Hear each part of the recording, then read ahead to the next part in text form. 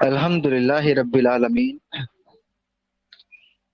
والصلاة والسلام على سید المرسلین اما بعد فإن خیر الحدیث کتاب اللہ وخیر الہدی ہدی محمد صلی اللہ علیہ وسلم وشر الامور محدثاتها وكل محدثات البدع كل بدعة ضلالة وكل ضلالة في النار رب اشرح لي صدری ويسر لي امری واحلل عقدۃ من لسانی یفقهوا قولی۔ یہ آپ کے سامنے بریلوی حضرات کی طرف سے ایک ایپلیکیشن پلے اسٹور پر آئی ہے جس کا نام ہے دفاع اہل سنت، یعنی اہل سنت والجماعت کا دفاع، اور اس میں انہوں نے متعدد یعنی کثیر تعداد میں موضوعات کو کور کیا ہے۔ میں آپ کو وہ موضوعات دکھا دیتا ہوں۔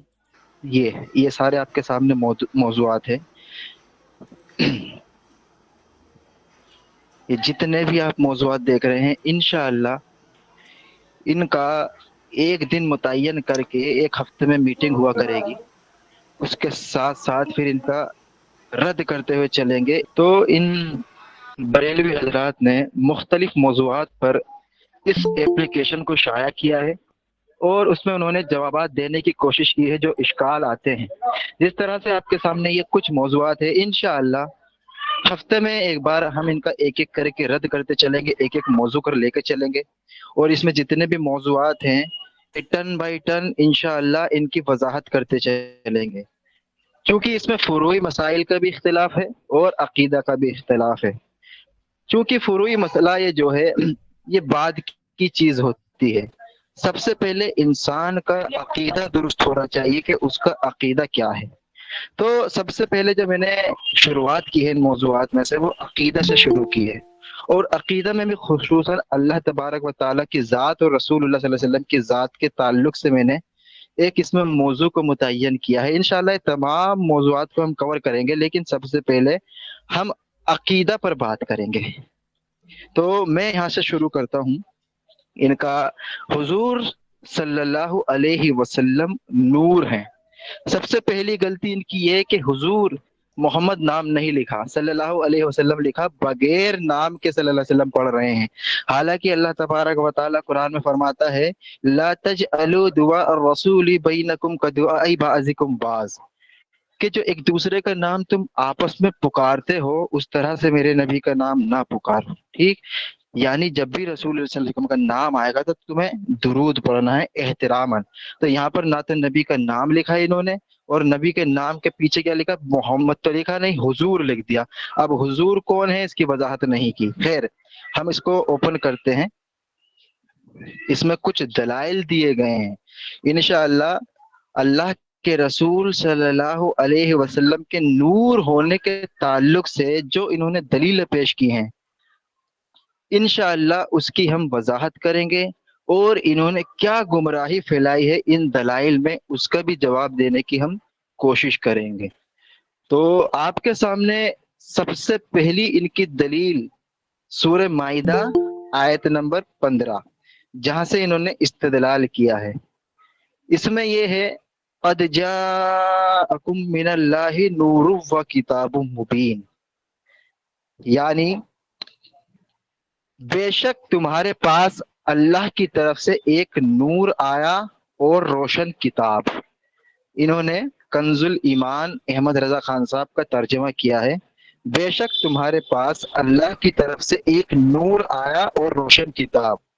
تو اس سے یہ استدلال کرتے ہیں کہ نور سے مراد تو رسول اللہ صلی اللہ علیہ وسلم کی ذات ہے، اور کتاب سے مراد ہے قرآن، کیونکہ اس میں لفظ آیا ہے قد جاءکم من اللہ نور و کتاب مبین، نور و کتاب۔ تو کہتے ہیں نور سے مراد ہے اللہ کے رسول کی ذات، اور کتاب سے مراد ہے قرآن۔ اور انہوں نے درج ذیل تفاسیر کے حوالے دیے ہیں، جیسے کہ تفسیر ابن عباس پیج 72، تفسیر کبیر اور تفسیر خازن، روح المعانی، تفسیر روح البیان، تفسیر در منصور اور تفسیر جلالین، تفسیر ابن تبریکی جریر والی، اور مدارج النبوہ اور مواہد اللدنیہ۔ مدارج النبوہ، مواہد اللدنیہ۔ سب سے پہلے ہم ان کی جو پہلی تفسیر ہے تفسیر ابن عباس، اس پر ہم بات کرتے ہیں۔ تو یہ میں آپ کے سامنے اسکرین شیئر کرتا ہوں۔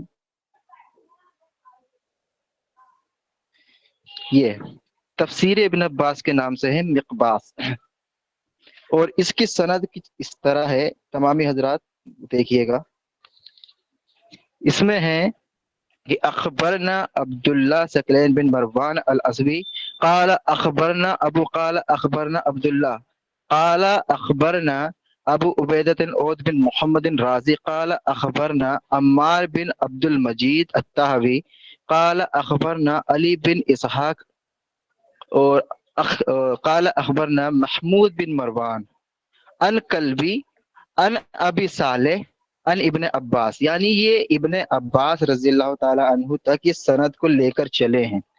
اب یہ سند میں آپ دیکھ سکتے ہیں کہ انہوں نے اپنے راویوں کے نام گنائے ہیں۔ تو یہ سند جو ہے اور یہ تفسیر ابن عباس کی طرف جو منسوب کر رکھی ہے، یہ تفسیر جھوٹی ہے۔ کیوں جھوٹی ہے وہ انشاءاللہ میں آگے بتاؤں گا۔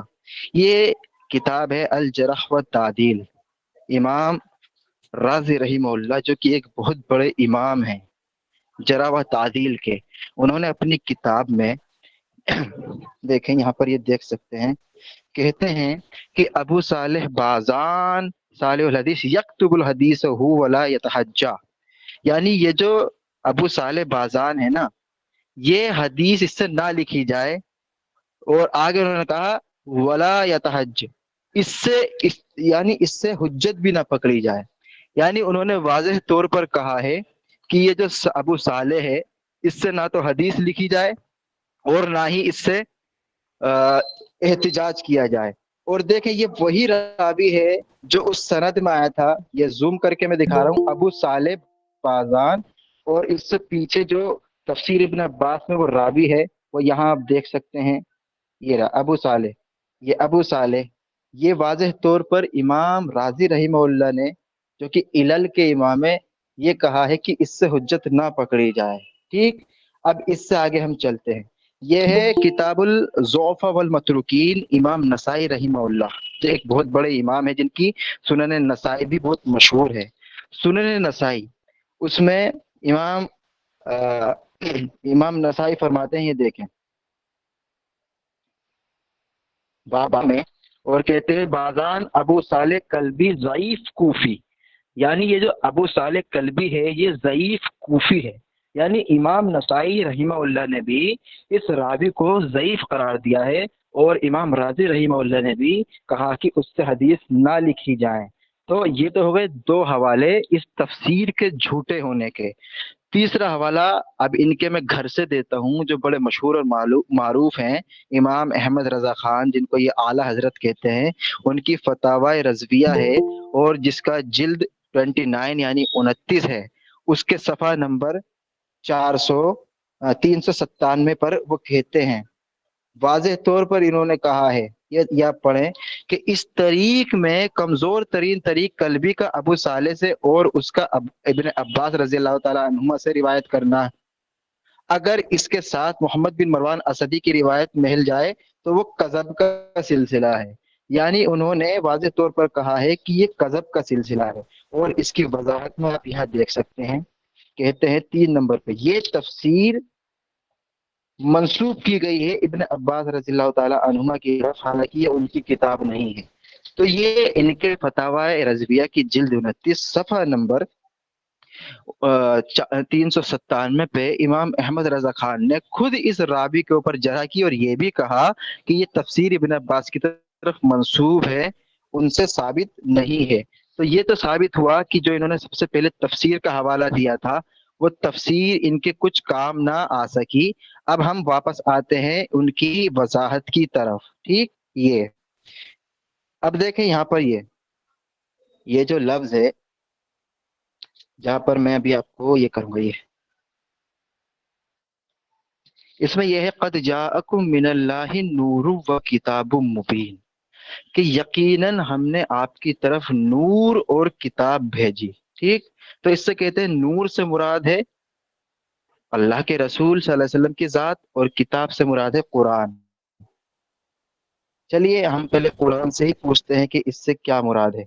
قد جاءکم من اللہ نور و کتاب مبین، اس سے اگلی آیت میں آپ کے سامنے پیش کرنے لگا ہوں۔ اس سے اگلی آیت میں اللہ تبارک و تعالی نے کیا فرمایا ہے؟ دیکھیں پیچھے تو فرمایا تھا کہ ہم نے آپ کی طرف نور اور کتاب بھیجا، آگے اللہ فرماتا ہے یہدی بہ اللہ من اتبع رضوانہ، یعنی اللہ اس کے ذریعے ہدایت دیتا ہے۔ غور کرنے والی بات یہاں پر یہ ہے کہ یہاں پر یہدی بہ اللہ کا لفظ ہے، اور لفظ بہ جو ہے یہ بہ واحد کا صیغہ ہے۔ اگر پیچھے دو چیز مراد ہوتی تو اللہ تبارک و تعالیٰ کہتا یہدی بہم اللہ، یعنی مثنیٰ کا استعمال کر کے اللہ تعالیٰ واضح کر دیتا، لیکن یہاں پر بہ واحد کا صیغہ استعمال ہوا ہے۔ اب پیچھے ہی اگر یہ دو چیز مراد لیتے یعنی نبی صلی اللہ علیہ وسلم کو نور بنا کر بھیجا اور قرآن بھیجا، تو یہ کہتے ہیں یہ دو چیز ہو گئی، لیکن اگر یہاں دو چیز ہوتی تو آگے اللہ فرماتا ہے یہدی بہ اللہ، اللہ اس کے ذریعے ہدایت دیتا ہے۔ اگر پیچھے دو چیز مراد ہوتی تو اللہ فرماتا اللہ ان کے ذریعے ہدایت دیتا ہے، یعنی نبی اور قرآن کے ذریعے۔ اللہ نے اس بات کو آگے واضح کر دیا کہ جو تم پیچھے جو دو چیز مراد لے رہے ہو وہ دو چیز نہیں ہے بلکہ وہ ایک ہی ہے۔ کیوں؟ کیونکہ اللہ نے فرما دیا یہدی بہ اللہ، اللہ اس کے ذریعے ہدایت دیتا ہے، یعنی نور سے مراد بھی قرآن ہے اور کتاب سے مراد بھی قرآن ہے، وہاں نبی صلی اللہ علیہ وسلم کی ذات نہیں ہے۔ ورنہ تو یہ ماننا پڑے گا کہ نعوذ باللہ نبی صلی اللہ علیہ وسلم ہادی نہیں ہے، ہدایت دینے والے نہیں ہیں۔ ٹھیک، اچھا اس کا ایک اور میں قرینہ آپ کے سامنے پیش کرتا ہوں کہ یہ ایک ہی مراد ہے، اس کی دلیل میں آپ کے سامنے دیتا ہوں۔ یہ سورہ ہجر کی آیت نمبر سورہ نمبر 15 آیت نمبر 1 میں اللہ فرماتا ہے اعوذ باللہ من الشیطان الرجیم بسم اللہ الرحمن الرحیم الف لام را تلک آیات الکتاب و قرآن مبین۔ اللہ نے فرمایا تلک آیات الکتابی الف لام را، یہ کتاب اور قرآن روشن آیتیں ہیں۔ دیکھو یہاں پر وہی لفظ آیا ہے قد جاءکم من اللہ نور و کتاب مبین، یہاں اگر نور اور کتاب وہی لفظ یہاں پر آیا ہے تلک آیات کتاب و قرآن مبین۔ اب ہم ان سے پوچھتے ہیں یہاں پر جو یہ کتاب کا لفظ ہے کتاب سے مراد کیا ہے؟ تو وہ کہیں گے قرآن۔ پھر اللہ نے آگے فرمایا وہ قرآن مبین، تو کہیں گے قرآن سے مراد کیا ہے؟ تو کہیں گے قرآن۔ تو بھائی یہ کون سی کتاب کی بات ہو رہی ہے؟ تو اس سے پتا چلا کہ وہ جو تم سمجھ رہے تھے کہ قد جاءکم من اللہ نور و کتاب مبین، کہ وہ دو چیزیں، وہ دو نہیں ہیں، کیونکہ وہاں پہ واو کا جو لفظ ہے واو عطف تفسیری ہے، معطوف اور معطوف الیہ۔ مثال میں دیتا ہوں، یعنی وہ صرف استعمال ہوتا ہے ایک چیز کے لیے، مغیات کے لیے نہیں ہوتا۔ واو عطف تفسیری، مثال دیکھیں اللہ نے فرمایا تل کا آیات الکتاب و قرآن مبین، حالانکہ کتاب بھی قرآن ہے اور قرآن بھی قرآن ہے، لیکن دونوں چیز ایک ہی مراد لی جائے گی کیونکہ یہاں پر لفظ واو ہے، اور واو کا لفظ عربی میں ایڈیشنل کے لیے استعمال ہوتا ہے، یعنی اور کے لیے، لیکن یہاں پر اور نہیں ہوگا کیونکہ یہاں پر واو جو ہے ایڈیشنل نہیں ہے، واو عطف تفسیری ہے، معطوف اور معطوف الیہ۔ تو الکتاب والقرآن، تو اس سے پتہ چلا کہ دونوں سے مراد ایک ہی ہے۔ ٹھیک، تو اب واضح طور پر جب یہ ثابت قرآن سے ہو گیا کہ وہاں پر اگلی آیت میں اللہ نے فرمایا اس کے ذریعے اللہ ہدایت دیتا ہے، اگر دو چیز مراد ہوتی تو اللہ فرماتا ہے اللہ تعالیٰ ان کے ذریعے ہدایت دیتا ہے، تو اس سے پتہ چلا کہ پیچھے ایک ہی مراد ہے۔ اب دیکھیں یہ تفاسیر کے انہوں نے حوالے دیے ہیں، یہ تفاسیر ہمارے لیے معتبر نہیں ہے کیونکہ جب رب کا کلام آ چکا ہے، رب کی وضاحت آ چکی ہے، اس وضاحت کے بعد اب کسی کی وضاحت ہمیں نہیں لینی۔ تفسیر میں کیا کہا گیا ہے وہ ہمارے لیے دلیل نہیں ہے، اگر تفسیر میں کوئی روایت ہے تو وہ ہمارے لیے دلیل ہے۔ اس لیے جتنی بھی تفسیر پیش کی گئی ہیں، پہلی بات تو اس میں سے آدھے سے زیادہ معتبر نہیں ہے، دوسری جو پیش کی گئی ہیں اس کو ہم نے تفسیر ابن عباس کو ثابت کیا ہے کہ وہ جھوٹی تفسیر ہے، تو اب اس سے ثابت ہوا کہ یہ تفسیر کچھ کام نہ ہے۔ یہ ساری یہ جو تفسیر اس نے دے رکھی ہے میں اس کو اسکپ کر رہا ہوں کیونکہ یہ ہمارے لیے معتبر اس لیے نہیں ہے کیونکہ اس میں کوئی روایت نہیں ہے، اپنی ذاتی رائے پیش کی گئی ہے۔ ٹھیک، ان کی روایتوں کی طرف اب ہم آئیں گے۔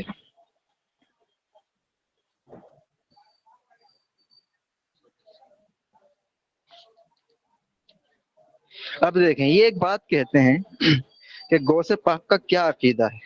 کہتے ہیں کہ غوث پاک لکھتے ہیں جب اللہ تعالی نے جب تخلیق کرنے کا ارادہ فرمایا تو سب سے پہلے اپنے نور جمال سے نبی صلی اللہ علیہ وسلم کی روح کو پیدا کیا، نعوذ باللہ، اپنے نور جمال سے نبی صلی اللہ علیہ وسلم کی روح کو پیدا کیا۔ اللہ فرماتا ہے قرآن میں وَلَمْ يَكُنْ لَهُ كُفُوًا أَحَدٌ، کہ اس کو نہ اس کو نہ کسی نے پیدا کیا، نہ وہ کسی سے پیدا ہوا، اور اس کے جیسا کوئی نہیں۔ یہ کیا کہتے ہیں؟ اللہ تبارک و تعالی نے اپنے نور جمال سے رسول اللہ صلی اللہ علیہ وسلم کی روح کو پیدا کیا، جیسا اللہ کا فرمان ہے کہ میں نے سب سے پہلے اپنے نبی کی روح کو پیدا کیا، اور اسی طرح نبی صلی اللہ علیہ وسلم نے ارشاد فرمایا کہ اللہ نے سب سے پہلے میری روح کو پیدا کیا، اللہ نے سب سے پہلے میرے نور کو پیدا کیا، اور سب سے پہلے قلم کو پیدا کیا، اور سب سے پہلے عقل کو پیدا کیا۔ ساری چیزوں سے مراد نبی صلی اللہ علیہ وسلم کی حقیقت ہے۔ یعنی گوہ پاک نے لکھا ہے کہ حدیث قدسی میں ذکر ہے کہ سب سے پہلے اپنے نبی کی روح کو پیدا کیا، اور پھر نبی صلی اللہ علیہ وسلم کی حدیث میں ہے کہ اللہ تبارک و تعالیٰ نے سب سے پہلے اپنے نبی کا نور کو پیدا کیا، اور روایت میں ہے کہ سب سے پہلے قلم کو پیدا کیا، اور ایک روایت میں ہے کہ سب سے پہلے عقل کو پیدا کیا۔ لیکن آخر میں غوث پاک نے کنفیوژن دور کرنے کے لیے یہ بتا دیا ہے کہ یہ سب چیزوں سے مراد نبی صلی اللہ علیہ وسلم یعنی آپ ہی کو سب سے پہلے پیدا کیا گیا۔ حالانکہ ہم کنفیوژن میں آ گئے کہ کیا وضاحت کی ہے غوث پاک نے، ہمیں تو کوئی سمجھ میں نہیں آئی کہ کون سی وضاحت اس میں کر دی ہے، سوائے قرآن کی مخالفت کے، سوائے امت کو گمراہ کرنے کے کوئی دلیل نہیں دی انہوں نے کہ رسول اللہ صلی اللہ علیہ وسلم کی روح کو پیدا کیا، رسول اللہ نور کو پیدا کیا۔ ایک بھی دلیل نہیں ہے، نہ تو اس میں قرآن پیش کیا گیا ہے، نہ ہی حدیث پیش کی گئی ہے، یہ غوث پاک کا قول ہے۔ اور ہم جانتے ہیں عقیدے کے معاملے میں کسی کا قول نہیں چلتا، بلکہ حدیث چلتی ہے، وہ بھی متواتر ان کے نزدیک، اور قرآن کی نص قطعی سے ثابت ہونا چاہیے کہ رسول اللہ صلی اللہ علیہ وسلم کے نور کو پیدا کیا ہے۔ لہٰذا یہ بطلان پر مبنی ہے، یہ باطل ہے، اس کی یہ کوئی کام نہ سکی، یہ ہمارے لیے معتبر نہیں ہے، کیونکہ اس میں نہ کوئی حدیث ہے اور نہ کوئی حوالہ قرآن کی آیت کا ہے۔ ٹھیک ہے، آگے چلتے ہیں، یہ انہوں نے حوالہ دیا تھا۔ آگے ایک اور حوالہ دیتے ہیں، کہتے ہیں امام شیرانی فرماتے ہیں کہ ابن العربی کے فتوحات میں ہے، ابن العربی کے فتوحات میں ہے کہ اللہ کے رسول صلی اللہ علیہ وسلم نے نبی اور اولیاء کہ اللہ کے نبی صلی اللہ علیہ وسلم نبی اور اولیاء کے مددگار ہیں، خواہ وہ دنیا میں ہو یا برزخ میں، اس لیے ان کے نور کی روشنی وقت اور جگہ تک محدود نہیں۔ یہ انہوں نے حوالہ دیا ہے اس میں حجت اللہ علی العالمین آف امام یوسف نبہانی کا، اور اس میں یہ انہوں نے اسکین دے رکھا۔ تو اس کا میں بتا دوں کہ ابن العربی جو ہے ہمارے نزدیک عقیدہ میں معتبر نہیں ہے۔ ابن العربی نے یہ جو بات نقل کی ہے وہ دلیل کہاں ہے؟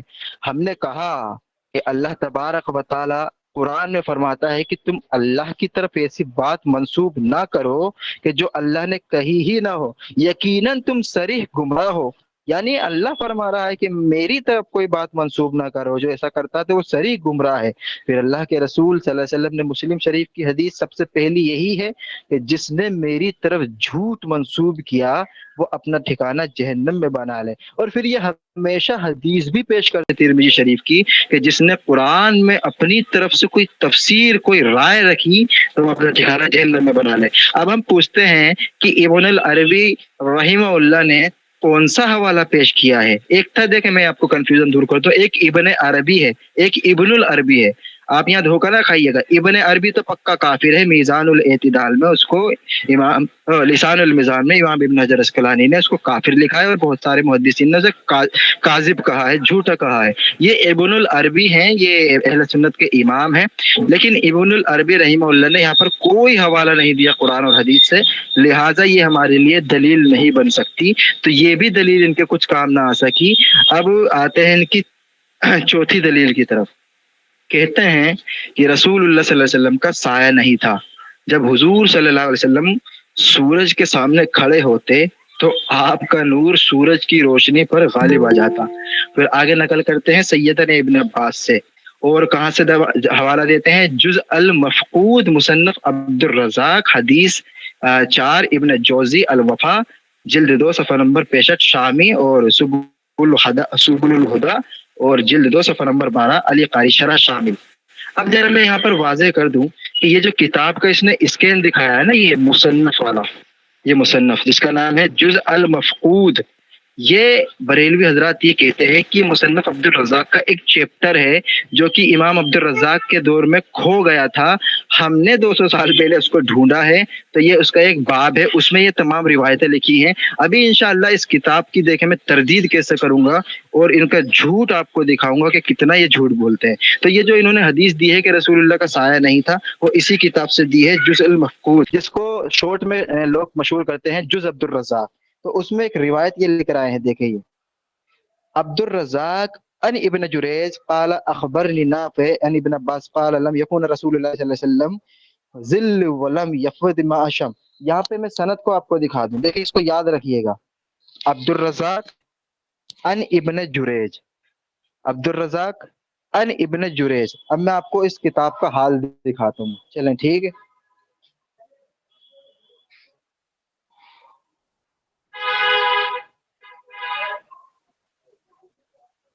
یہ وہی کتاب ہے میرے سامنے، جز المفقود، جز اول، اور اس میں آپ یہ دیکھیں عبد الرزاق ان ابن جریج، عبد الرزاق ان ابن جریج۔ میں آپ کو یہ بتا دوں کہ یہ جو عبد الرزاق ان ابن جریج، پھر آگے کیا ہے، اخبرنی برا۔ یہ برا کون ہے؟ برا رضی اللہ تعالیٰ عنہ ایک صحابی ہیں، برا بن عازب، جن کا نام مشہور ہے۔ وہ کیا کہہ رہے ہیں، ابن جریج قال اخبرنی، یعنی ابن جریج کہتے ہیں کہ مجھے خبر ملی ہے برا بن عازب رضی اللہ تعالیٰ عنہ سے۔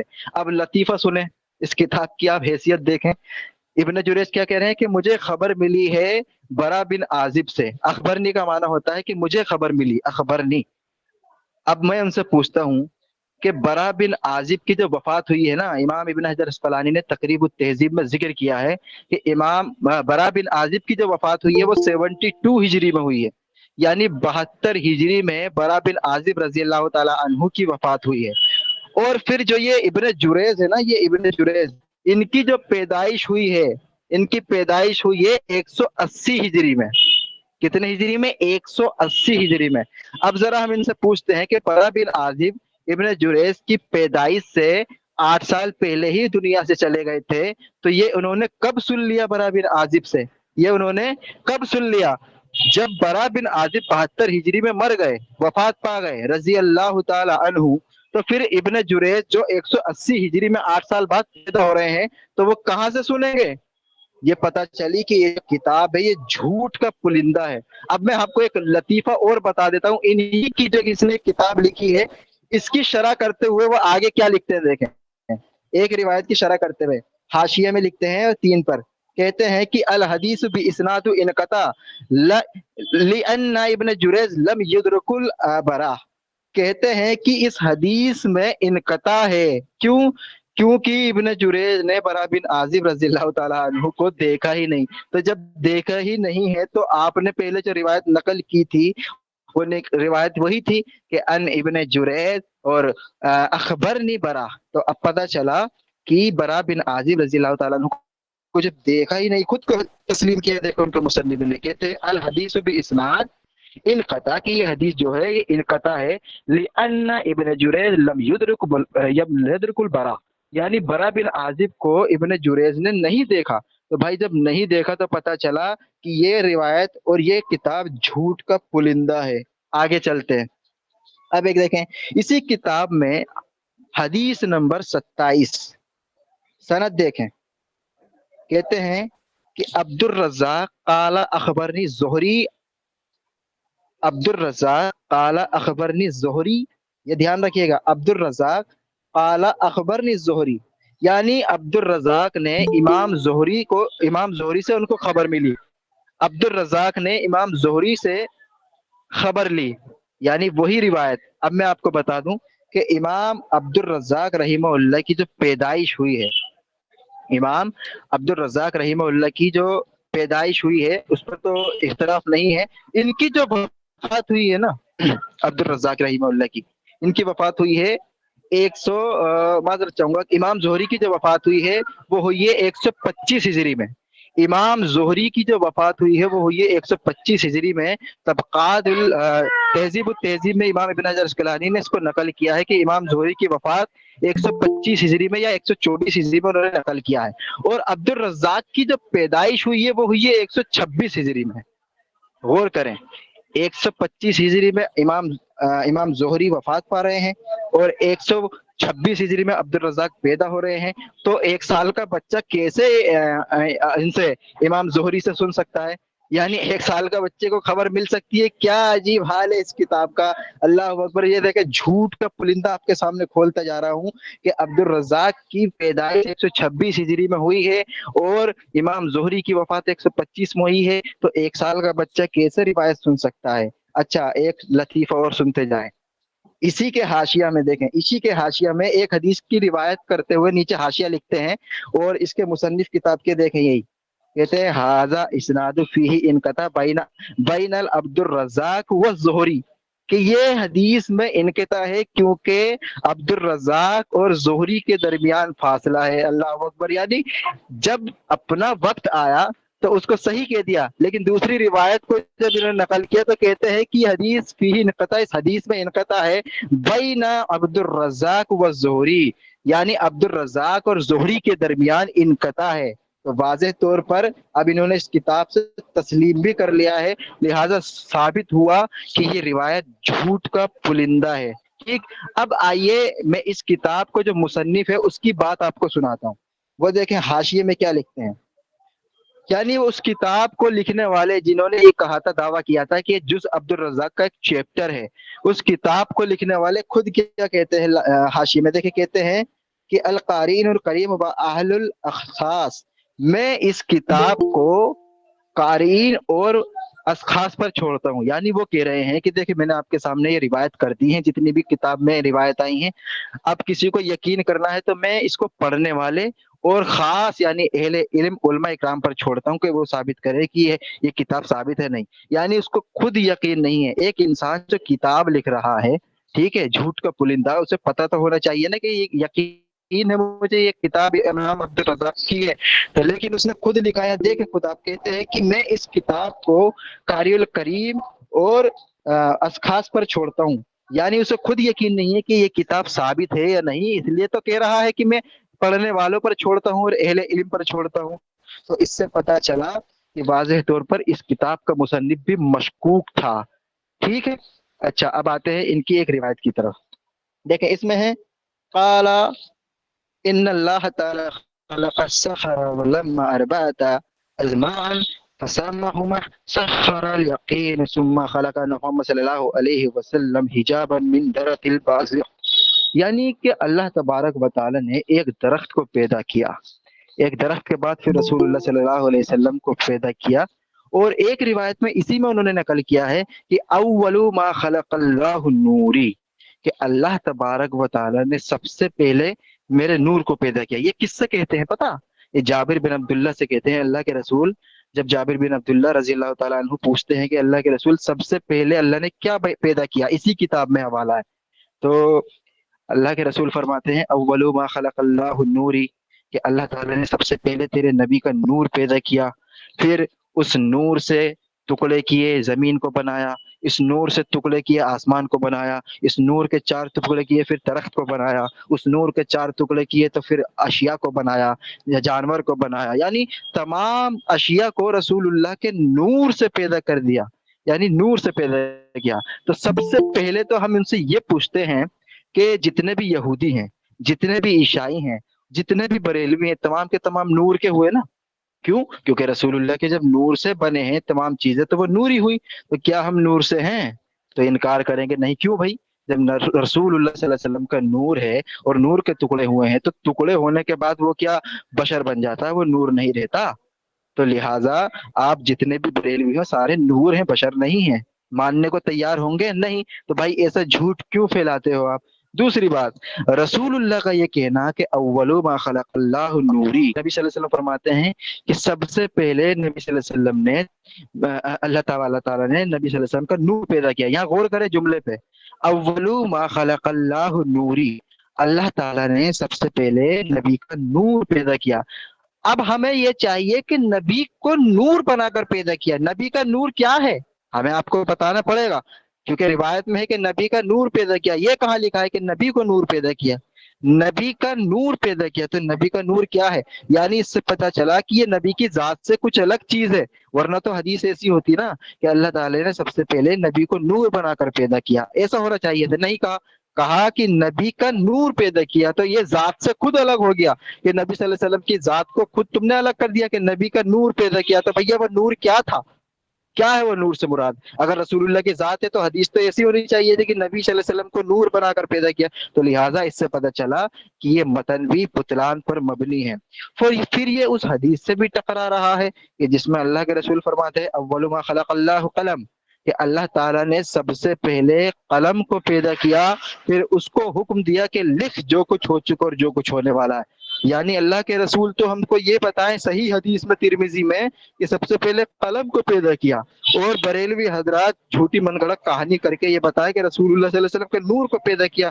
तो रसूलुल्लाह की बात क्या टकरा सकती है? नहीं टकरा सकती। तो लिहाजा वो हदीस झूठी मनगढ़ंत हमने साबित की है। अब आते हैं इनकी रिवायतों की तरफ। ये तो इनका देखे पहला हवाला था जो हमने अल्हम्दुलिल्लाह साबित किया कि इब्न जुरेज वाली। अच्छा, दूसरी इन्होंने इससे ही साबित किया है मैं आपको बता दूं, ये इसी से साबित किया है कि रसूलुल्लाह का साया नहीं था। और इसकी सनद आप ध्यान रखिएगा, इसकी सनद ये है अहमद बिन अम्र अल खिलाल अल मक्की। अहमद बिन अम्र अल खिलाल अल मक्की, अहमद बिन अम्र अल खिलाल अल मक्की इस रिवायत में लेकर आए हैं। जरा मैं बता दूं कि ये अहमद बिन अम्र अल खिलाल अल मक्की के बारे में ये देखें। ये अहमद बिन खल अम्र बिन मुस्लिम अहमद बिन अम्र अल खिलाल, इसका इसकी जो कुन्नियत है वो कुन्निया अबू अब्दुल्ला है और अबू बकर भी कहा जाता है, ठीक। और ये मक्की है, इनका नसब मक्की है। और इनका रुतबा ये है कि ये मजहूलुल हाल है, यानी ये कौन है इसका अता पता नहीं है, मजहूलुल हाल है। तो मजहूलुल हाल से ये रिवायत पकड़ रहे हैं जिसका अता पता ही नहीं है किसने इस हदीस को बयान किया है। आप गौर करें कि मजहूलुल हाल रावियों से ये रिवायत ले रहे हैं। हालांकि इनके नजदीक बरेलवी के हदीस वो कबूल होती है जो सही हो और मुतवातिर हो। खबर वाहिद तो कबूल ही नहीं है अकीदे में इनके नजदीक, लेकिन यहाँ पर तो ये कहते हैं कि झूठी हदीस को भी ले लिया। देखिए मजहूलुल हाल रावी को कह रहे हैं कि इसकी रिवायत मकबूल है। अच्छा, दूसरे रावी की तरफ आता हूँ।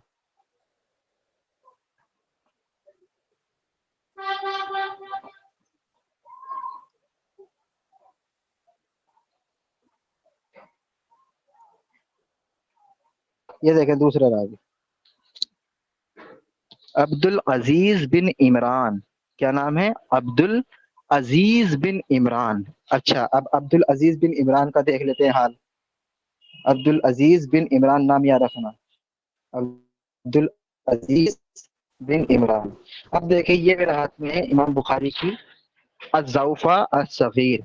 अज़्ज़ौफ़ा अस-सग़ीर में इमाम बुखारी कहते हैं अब्दुल अजीज बिन इमरान अबू साबित अल मदनी मुनकिरुल हदीस ला यक्तबुल हदीस ही। यानी ये जो अब्दुल अजीज बिन इमरान है ये मुनकिरुल हदीस है और इससे हदीसें ना लिखी जाए। अब देखिए जब जिस जिस रावी को इमाम बुखारी मुनकिरुल हदीस कह दें वो बहुत बड़ी जरा होती है। फिर इमाम बुखारी तारीख कबीर के अंदर भी कहते हैं अब्दुल अजीज बिन इमरान अबू साबित ला यक्तबुल हदीस ही मुनकरुल हदीस हुआ इब्न उमर बिन अब्दुल रहमान बिन औफ। अब वाज़े तौर पर उन्होंने यहाँ पर भी मुनकिरुल हदीस कहा है। तो लिहाजा जो इनकी लास्ट रिवायत थी वो भी इनके कोई काम ना आ सकी, झूठी हदीस मनगढ़ंत साबित हुई है क्योंकि मुनकिरुल हदीस है, दूसरा रावी मजहूलुल हाल है। अच्छा, अब आते हैं इनके इसकी तरफ जो ये कह रहे थे कि रसूलुल्लाह का साया नहीं होता। सूरा नंबर 13 है यानी सूरत राज गालिबन, और आयत नंबर उसका 15 है। और तर्जुमा किसका है?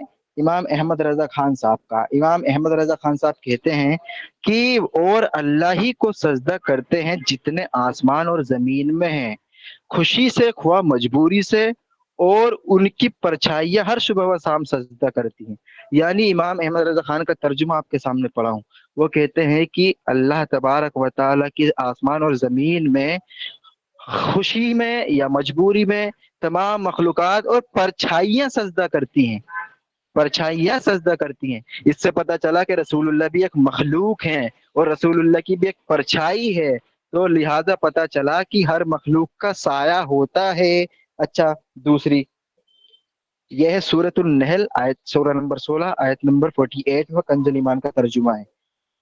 इमाम अहमद रज़ा खान फरमाते हैं अल्लाह का तबारक व तआला का ये कौल कि और क्या उन्होंने ना देखा कि जो चीज अल्लाह ने बनाई है उसकी परछाई दाहिने और बाईं झुकती है।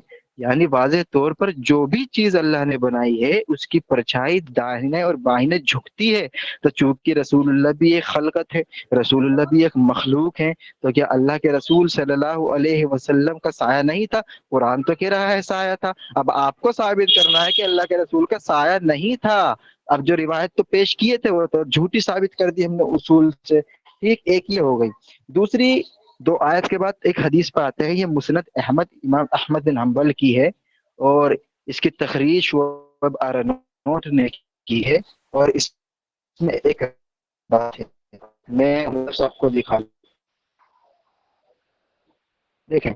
ये एक रिवायत बड़ी तवील है, तवील रिवायत का एक हिस्सा है कि जब रसूलुल्लाह सल्लल्लाहु अलैहि वसल्लम नाराज हो गए थे अपनी बीवी से तो 3 महीने तक घर वापस नहीं आए थे। तो उनकी बीवी कहती है कि जब मैंने देखा रसूलुल्लाह सल्लल्लाहु अलैहि वसल्लम दूर से कोई आ रहा है, यानी दोपहर का वक्त है, दूर से कोई आ रहा है, उसका साया मुझको दिखा, उसका साया मुझको दिखा। देखे ये लफ्ज है इजा अना बी ज़ल्ली रसूलुल्लाह सल्लल्लाहु अलैहि वसल्लम मुक़बलन।